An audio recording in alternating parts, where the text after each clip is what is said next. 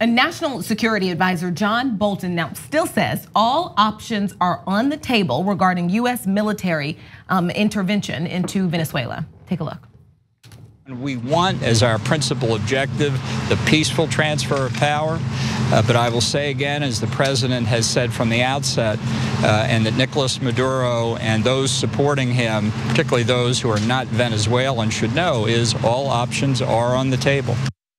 Right, and if you haven't been paying attention to this, here's what's going on. Opposition leader Juan Guaidó has called for the largest march in Venezuela's history, and on Tuesday asked the military for their backing, but the armed forces leadership has so far remained loyal to Maduro, who has been in power, of course, since 2013. And we also have a little of Secretary of State Mike Pompeo on the subject. The president has been crystal clear and incredibly consistent. Military action is possible. If that's what's required, that's what the United States will do. We're trying to do everything we can to avoid violence. We've asked all the parties involved not to engage in that kind of activity. We'd prefer a peaceful transition of government there, where Maduro leaves and a new election is held. But the president has made clear, in the event that there comes a moment, and we'll all have to make decisions about when that moment is, and the president will ultimately have to make that decision, he's prepared to do that if that's what's required. So the country with the largest oil reserves in the world is Venezuela. And the other countries with large oil reserves in the world are Iran. You know, surprise, surprise that we're drumming the war beat with Iran. Iraq and Saudi Arabia, our best buddy. Think about the incredible hypocrisy that this represents, not only in terms of potential support of oil reserves and control of oil reserves, but also what a boon this would be in true neocon playbook style to support military contractors as well. So my main point here is you have to look at the incredible hypocrisy around how we conduct foreign policy and how we conduct militaristic behavior. You know, this within a week or two of the time period when Trump vetoes a bipartisan resolution that went through both houses of Congress, calling for an end to the inhumane, disastrous humanitarian crisis in Yemen, supported by Saudi Arabia. So I just want to put this in that context. And for us to understand that Trump's embrace of neocons is in direct contradiction with many of the things that he said on the campaign trail about getting out of interventions and needless wars. This right here is America's playbook. This right here, but a version that happened, a bunch of versions that happened decades ago, is exactly why all those people need help and want to be here now. So I just think it's just ironic that on one hand they're saying there's too many people needing asylum, asking for asylum, send them away. But also, hey, let's put another country in a position to be asking for those same things, because we've done it before and we know exactly what it looks like. We know exactly how to do it. We know what it's gonna do to the people not in power who live there. So that's great points on all sides. So to Brooke's point, Kevin Ivers, a Latin American expert, said Venezuela would, quote, be far more difficult than Iraq. So let that sink in. And said it would be, quote, a much bloodier conflict. So that has several implications. One is that, well, then we're gonna lose a lot of US troops if we're actually going to use the military option, which you just heard is on the table. And so that's insanity. As Ramesh pointed out, wait, Trump, I thought he said he wasn't going to do interventions. I thought he said Iraq was a terrible idea. Now all of a sudden we're gonna invade Venezuela? Like that's, I mean, I can't begin to describe how insane that is. And well, maybe it's because Maduro is so bad and all of a sudden we care so much about human rights.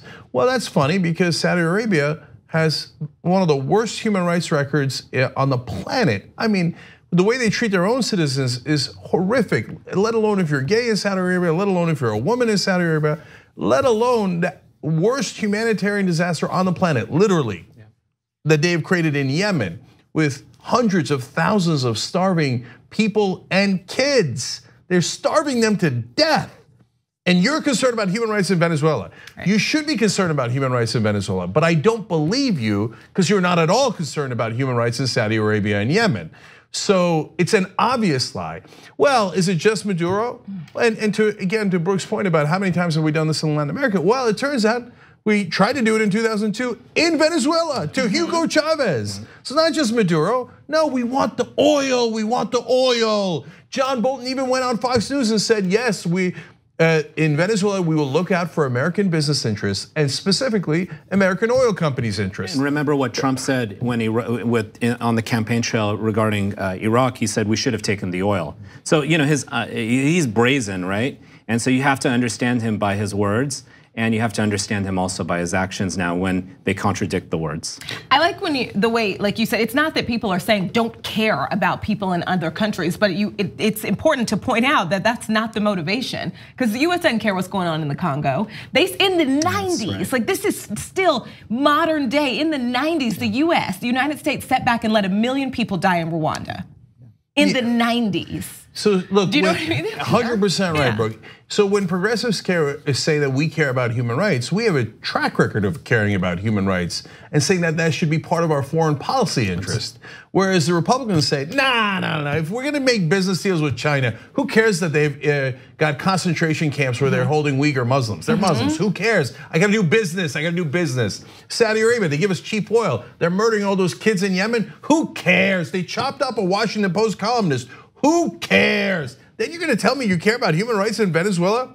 Latinos who you say can never come into this country because they're rapists and criminals. I mean, this is a goddamn joke. It's so obvious. Right. How could anybody in the rest of the media take them seriously? But they do. That's why, look, I mean, it sounds self-aggrandizing, but it's true. You need an outlet like this because the rest of the media is in the tank. They report it like, oh, well, human rights. Or, hey, New York Times, human rights. Trump cares about human rights of Latinos. Are you kidding me? I mean, of course you should write the context. The context shows you that they do not remotely care about the human rights, and you should at least write in the stories. Bolton said on national TV, we're doing it for the goddamn oil. He said it. And also note that there's a couple things going on. If you want to just like keep it real, there was a large scale survey done over the last 5 years of people from many different countries in the world. You know what country was seen as the most risk to their welfare? It was the United States. Right? So around the world, the United States is seen that way because of some of the actions we've taken throughout history. That's why I'm so frustrated with the rest of the mainstream media, not just the Fox Newses, but also the CNNs, the New York Times, the Washington Post, because we go along with these fictions and we tell the American people, oh, the American government cares so much about doing the right thing. That's why we're looking to do interventions in only oil-rich countries. And in fact, when we say that, they're like, sounds like a conspiracy theory. Just because we invaded or want to invade 3 out of the top 4 oil-producing countries, you seem to think it's about the oil. And of course it's about the oil. Yeah, there's 70 to 80 countries that have dictators in the world. We don't seem to care about them. Nobody's invading them, right? So look, it's so obvious why we're doing it, but they won't write it. The rest of the media will not say it, and they will not write it. They treat it as if this is a legitimate issue where all of a sudden John Bolton of all people cares about human rights. Total lie. It is an absolute coup. That doesn't mean Maduro is a good guy. That doesn't mean there aren't tremendous human rights problems in Venezuela. But it does mean that you should not trust the administration when they lie to your face. I mean, their lies are so brazen. Pompeo and Bolton go out there and Pompeo said, we're trying to do everything we can to avoid violence. At the same time as that, in the same paragraph that he's threatening war. That is not trying to do everything you can to not do violence. Right. That is saying we will come and invade your country and murder your leaders. That is not doing everything you can to not threaten violence and not do violence. Look, this is a coup, man. Guaidó has said, grab your guns, grab your weapons. Yeah. The military, turn your weapons against your colleagues. As much as the Maduro government is despicable, this is clearly a coup. No ands, ifs, or buts. Now you got the Bloomberg and other news outlets saying, well, the Trump administration says we should call it an uprising. So we have decided to bow our heads and ignore obvious reality and call it an uprising instead of a coup. That's why the media lives in alternative facts. One last thing, guys, from me. If they're not at all concerned about the oil, then why doesn't Guaidó do a pledge saying that if I take charge, I will not give any contracts to American oil companies? That will never happen. Well, that would give him a lot of credibility, wouldn't it? It would give him credibility with the people of Venezuela. It would give him credibility in a lot of ways. Notice, he hasn't said that, and he ain't gonna say that. Because they're going to give the contracts to American oil companies. And it's so easy to point out the irony and to compare this to so many other countries that the US can't benefit from and just kind of turns. But just you talking just reminded me, we did not get this same level of energy in our own country when New Orleans, Louisiana was underwater. We did not get this type of federal humanitarian care that they're claiming here. When New Orleans was underwater, people were finding their grandparents floating around and poor people were stuck there. Like, do you know what that's wild. Yeah. It's all about who your masters are, right? And the masters are these big corporations that have bought out our government, right? And you all cover it better than anyone. You all keep it real. But just also understand how quickly and rhetorically we keep seeing again and again Venezuela described as somehow something similar on any level at all to the Bernie Sanders movement, right? And so understand the rhetoric also of this is a wartime president, wartime presidents are popular in this country, and by saying that this is socialism and that is socialism, there's a big confusion that's going on. People who want to protect our rights versus saying this is the enemy. I mean, look, all right. I swear this time. Okay, I lied last time when I said I was going to make less money. Seriously, look, two other points of incredible hypocrisy here.